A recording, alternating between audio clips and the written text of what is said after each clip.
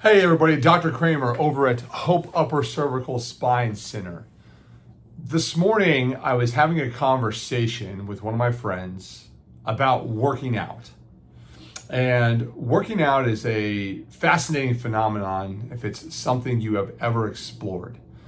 It has many different connotations, many different methods, and it has trial and error involved in your ability to succeed towards a goal or to fail towards that goal, right? It's this really interesting conundrum if you actually take the time to dive into the science, the philosophy, the art of what you are trying to create. And so in my own life, I've gone through many different styles of working out based upon the end objective, right? If you're in wrestling, you have a different objective than you would if you are in Olympic weightlifting, than you would if you are playing tennis, than you would if you are a 400-meter runner, than if you were a mile runner. Everything has a different little change of, mixture of training paradigms, of training methodologies that up until very recently used to be guarded and protected by the coach who had successfully created the training regimen. However, nowadays, you can just log onto your phone, pull up Instagram, and create yourself an account and become a fitness influencer. Or you can become the next great coach or whatever it is you want to be, having no validity whatsoever behind your training methodology or your training philosophy. Bear with me on this because I'm going somewhere super important. And so what we often see is that we go into the gym and we see people with no rhyme or reason just walk around, right? I think in Arnold's book, his last book he just wrote, he talks about his favorite question in the gym is to go up and ask people, what are you training for? What are you training for? What are you training for? And oftentimes people just go, they just freeze, right? They don't have an answer for him. And then they start making up a lie. And you can tell that they're trying to find up some really complicated answer that might satisfy the questioner, which is Arnold, who's a very impressive weightlifter or impressive bodybuilder in his history, right? When instead of just telling the truth, which was what he says, right? I would rather people say, I'm training so I can pick up my kids. I need to lose a few pounds because my doctor told me I'm overweight. I really want to get off my heart medication. I really want to do X. I want to do Y, right? Instead of making something up, telling the truth. And so it's really fascinating because if you're going to actually pursue anything worthwhile in the fitness industry, 9 times out of 10, you're going to have to hire somebody who understands a program and can implement that program into your life. And then you're going to have to go through 30, 60, 90, 120, 365 days of training in which you fine-tune your methodology, right? You work through rep pyramids, you work through nutritional schemes.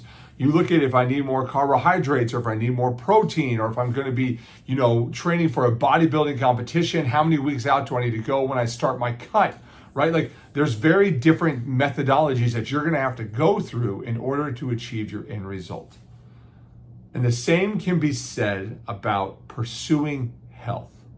And I have a super big problem with this because yesterday I had this wonderful patient come in and the patient brought to my attention that her doctors said to her that there is no validity to the upper cervical office, meaning that underneath their current care paradigm, the patient moves well, they adjust well, the bones make a lot of really good noises, like, we're doing our job, it's awesome. However, what is the quantifier in that, right? And this is where I'm going to run into some problems with my own profession, that is the world of chiropractic, because we sell ourselves short so often. Too often, we're like the average Joes over in dodgeball, right? Instead of actually trying to be, like a elite level profession, we simplify it down to the idea that we cracked a bone, so you should be feeling better. Man, you move so well. That should just be it. We get it. That's an awesome adjustment. But I have to ask the question, how do you know? Right? In the bodybuilding paradigm, how do you know you have an end physique result, right? In the chiropractic paradigm, the end result should be an overall upward trajectory of the quality of your health, meaning that if you are struggling with a symptomatic condition, that should gradually go away.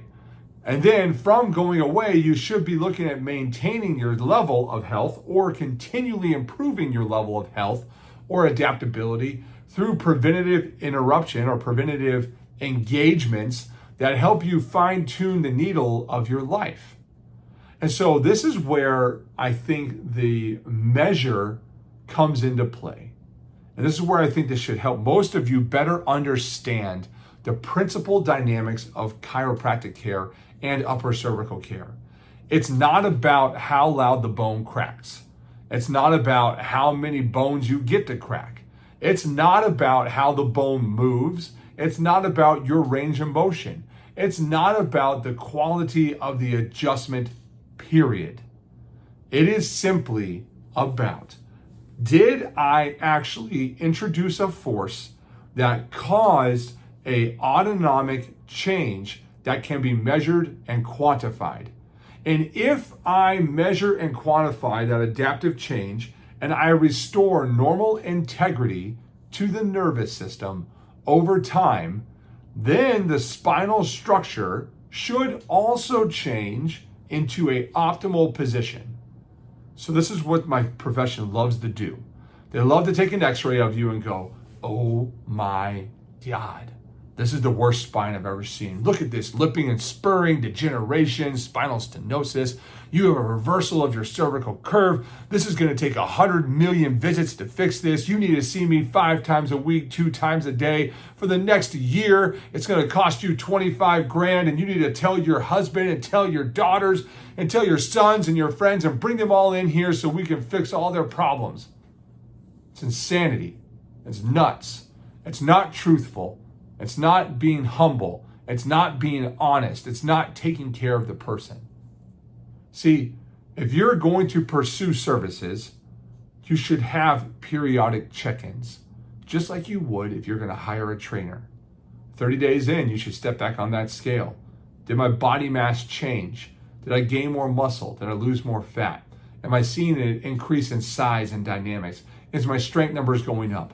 You have to ask yourself the same question at 60 days, at 90 days, at 120 days, right? You get the idea. That's what I need you to understand. The same thing needs to be done with your health, right? Being on a mental health drug for 5 years, 10 years, 15 years isn't going to solve the problem. Taking meclizine for vertigo for the last 20 years isn't going to solve the problem. Going on gabapentin and antidepressants and all these things, they are nothing more than a Band-Aid to help you mitigate your life, to allow you to try to function at some basic level throughout your day. That is not health, right? It's the same thing in chiropractic. Getting an adjustment just every single day or receiving a manipulative force every single day doesn't necessarily quantify the reception of an adjustment, the need of an adjustment, or the improvement of your health. You see, in my world, what I find is that if we actually evaluate the integrity of the autonomic system before we ever even look at the spinal structure, we can find out a whole lot of information about you. We can find out what is the level of integrity of the autonomic system. Is it performing well? Is it adapting well? Is it doing what it needs to do? And if it's not, then there's a bigger problem at hand that needs to be assessed on an x-ray. And then a course of care needs to be pursued where we have periodic reevaluations. My office, it's every 6 weeks, where we look at it and we say, hey, let's take new x-rays. Let's evaluate the integrity of the nervous system. Is it slowly trending towards a normal state? And then once it achieves that normal state, what level of care is necessary to sustain that state over time? Does that make sense? You see, just because you move well, just because your bones crack, doesn't mean you had a damn thing take place. The honest truth, where the rubber meets the road, is an adjustment warranted?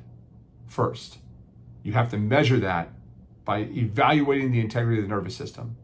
Computerized infrared thermography is one of the ways that we can do that. A leg length pattern analysis is another way we can do that. You can do a neuro test. You can do a heart rate test. You can look at weight on dynamic scales. But what you have to track is consistent data over time. And when that data becomes consistent enough, you can make the case for needing an adjustment. And after that adjustment is delivered and time is given to acclimate, all of those preliminary measurements should change, right?